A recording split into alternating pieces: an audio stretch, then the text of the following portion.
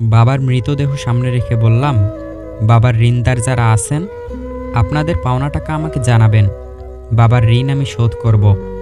ছোট বোন আমার হাত চেপে ধরে বলল, ভাইয়া তুই শোধ করবি কিভাবে? তুই নিজেই তো 5 বছর ধরে কোনো চাকরি পাচ্ছিস না, বেকারত্বের শিকার হয়ে টাকা শোধ করবি কিভাবে? বোনকে অভয় দিয়ে বললাম, শত কষ্ট হলেও শোধ করব বোন। সারা রাত আমার ঘুম হলো না। বোনের বিয়ের বয়স হয়ে গেছে বেশ আগেই, পরিবারের খরচ না হয় কোনো রকম চালাবো, কিন্তু বোনের বিয়ে কিভাবে দিব? পরের দিনই ঋণদাতারা এসে বাড়িতে হাজির। বাহিরে বের হয়ে এত লোককে দেখে ঘামে আমার কপাল ভিজে উঠল। মৃদু স্বরে বললাম, আপনারা বাবার কাছে কত টাকা পান বলুন, আমি চেষ্টা করব শোধ করার। ওদের মধ্য থেকে একজন এগিয়ে এসে বলল, আমরা ব্যাংক থেকে এসেছি।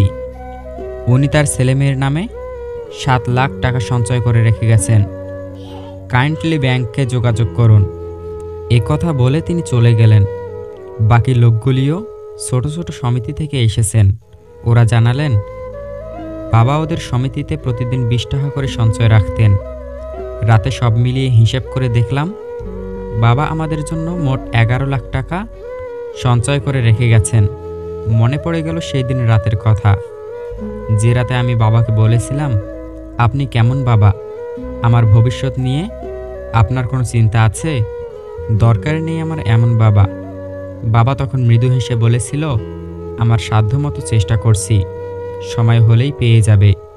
হ্যাঁ, সে সময়টা এখন এসে গেছে, কিন্তু বাবা চলে গেছে অনেক দূরে, ওই তারাদের কাছে।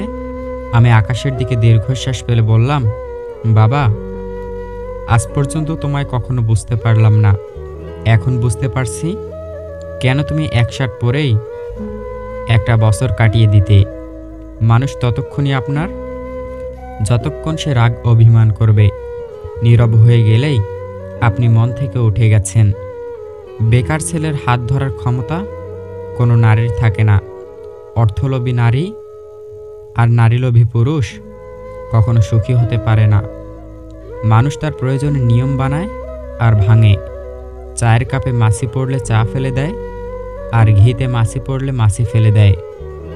কখনো কাউকে তার প্রাপ্য থেকে বেশি মূল্যায়ন করবেন না, কারণ হলো এতে করে আপনি তার কাছে আপনার নিজের মূল্যায়ন হারাবেন। আমার সন্তান শাসন করার আপনি কে? যেদিন থেকে এই কথাটি শুরু হয়েছে সেদিন থেকেই সমাজে বেয়াদবের সংখ্যা বেড়ে গেছে। মেয়েদের জন্য সবচেয়ে বড় স্কুল হলো শ্বশুরবাড়ি, যেখানে শিক্ষকের অভাব নেই, শিক্ষারও শেষ নেই।